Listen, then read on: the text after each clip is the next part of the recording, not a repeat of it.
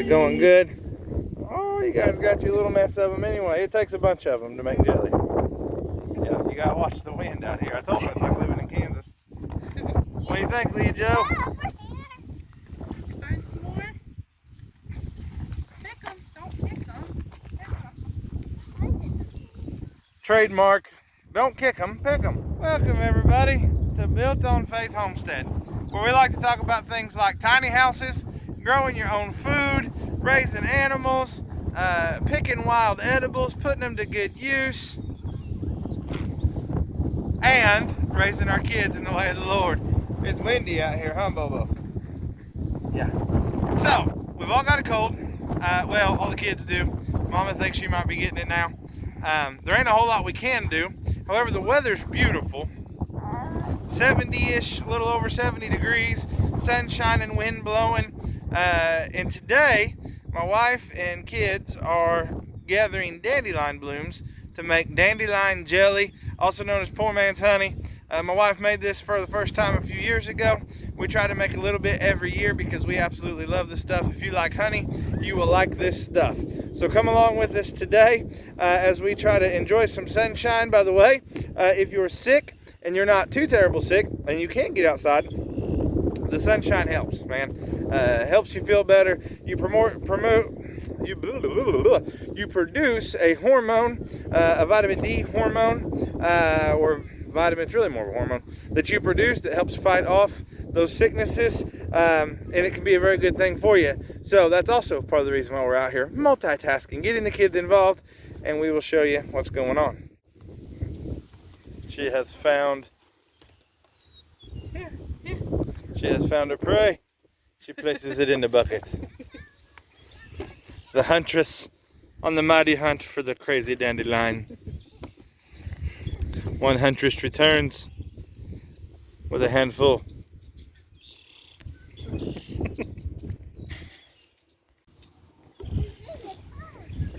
We want them. Now, stay out of the water.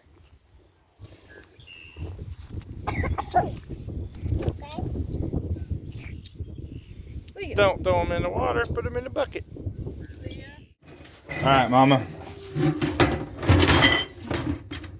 Alright, Mama, what are you doing here?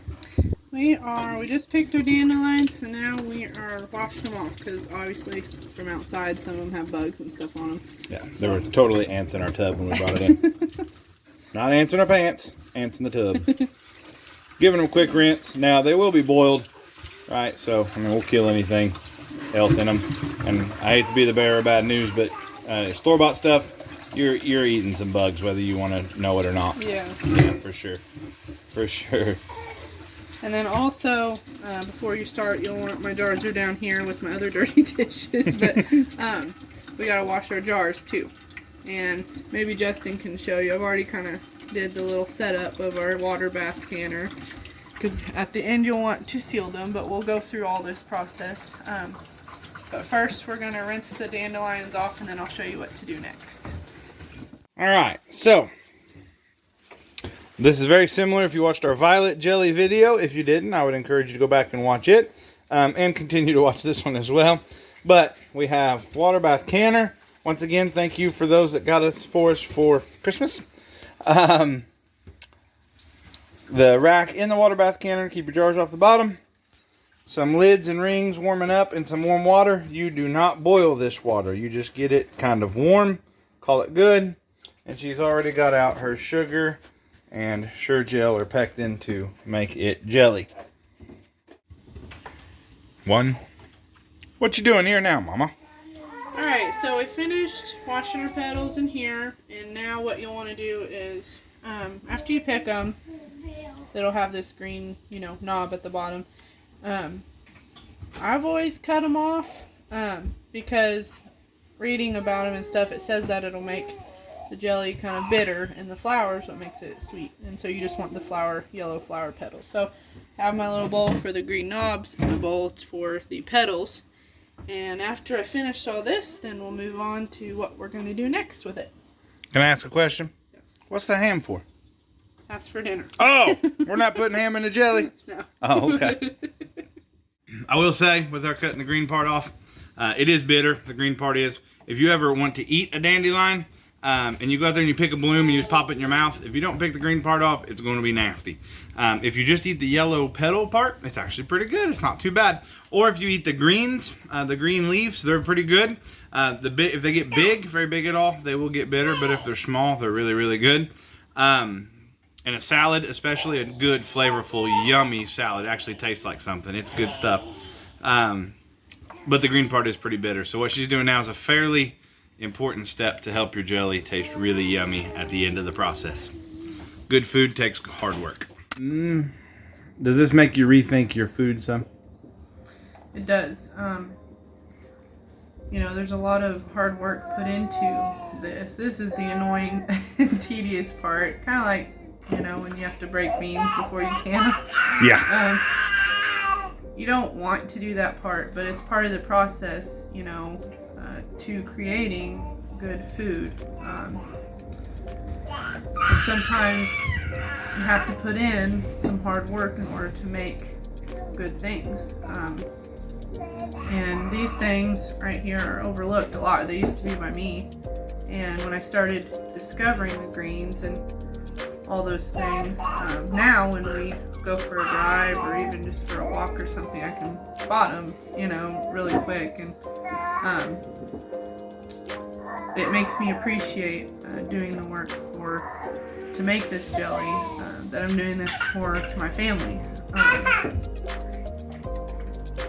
Because it's not something you do really quick. It's something that takes time and love into that. So. Do you, are you happy, like more happy knowing where you're, like, you know where all this came from, like, you know the process that it took to make it. Does it make you think about, like, store-bought food, like what did it take to get it here, and do I really want to consume that now? Yeah. So the other day I was eating something. Now I can't remember what it was. I can't remember what it was now, but you know, I'm very thankful for, you know, people who drive a truck that bring the things to the store. I'm very thankful for them. But I feel better when I can know where it come from, how it was gotten here, you know, into my kitchen. Because you don't know. You don't know what's going on inside the truck.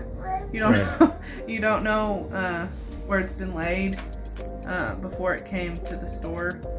Or even what kind of ingredients are used. What kind of ingredients are used in it. If they're really that good for you. So yeah, I definitely do. Think about it more.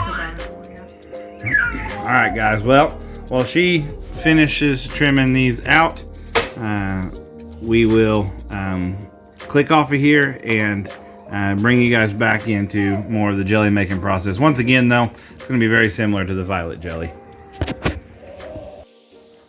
Alright, so here's what we got left. Here's what we're going to make our jelly out of. And here's what we got left. And Luella is going to take these up to the new Barred Rock baby chickens and feed them these clippings. They will absolutely love them, and nothing goes to waste that way. Alright guys, so all we've done was we boiled this water, and we dumped the petals down in there, and now we're going to let it steep anywhere from an hour to 24 hours plus, but ours is only going to be for about that, maybe hour, maybe longer, because I think we may stop and make dinner and stuff. But we're just going to let them soak, and we'll show you the next step. Alright guys, wanted to catch you back up here. Dinner is 8, and we've got one kid that was napping that's trying to wake up now, another kid that never would nap, and so we're back at our jelly. We've got our jars. After Melissa washed them, they are now sanitizing in here in boiling water with a little bit of vinegar to keep them from getting foggy. Of course, we got our lids and rings over here being nice and warm. We got this pot out to start making our jelly. And over here, we have our tea, which is done steeping. Here in just a moment, I'm going to pour the tea into this jar through that little screen you guys have seen us use before. And get ready to start boiling the tea to make the jelly. Melissa is working hard at the dishes, slaving away. Yeah. Yep. That's another point to make about this kind of stuff. If you are serious about living this kind of lifestyle and trying to do these kinds of things, especially with children's, you and Mama Bear or Daddy Bear are going to have to work together. Nobody can just sit around and be lazy. Everybody's going to have to work. This is a simple life, not an easy life, not a lazy life. Simple. There's a difference. So, if this is something you want to do, pull your big boy britches up and get to work. But it will be worth it in the end, don't you think? Can you say anything but Alright, we'll get back to it. So, whenever you strain out your flowers and you have your flower juice in here, then we add 2 tablespoons of lemon juice and 1 box of pectin into our mixture and bring it to a hard boil. And then you will add your 4 cups of sugar.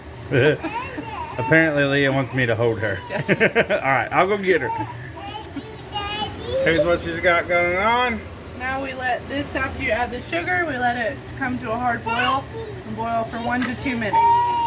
We'll get the jars out. We still don't have the equipment to do it properly, but we'll bring you guys back whenever we're kind of done with some of that. Alright guys, right now we had our hard boil now for a couple minutes, and now we are ladling our juice, or that's going to turn to jelly, into our jars.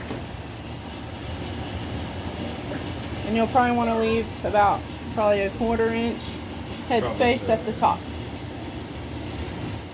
Now you just fill all your jars up until you run out of juice.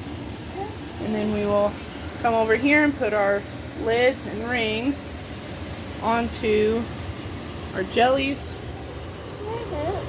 Sorry, I'm trying to get a good angle where it's not just his hand.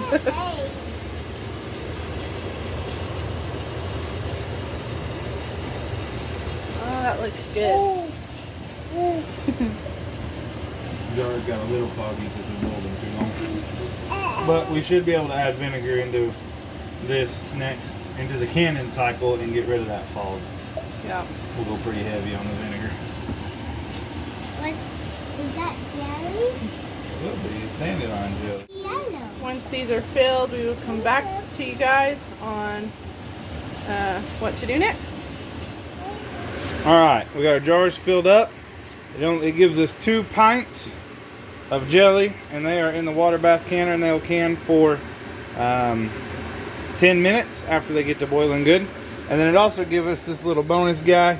He's not going in the canner, he's going straight to the fridge. We'll use him up pretty quick. Just for point of reference, that 2 pints of jelly was about 4 cups of dandelion blooms. We'll show you the finished product in just a minute. Alright guys, here is our finished product.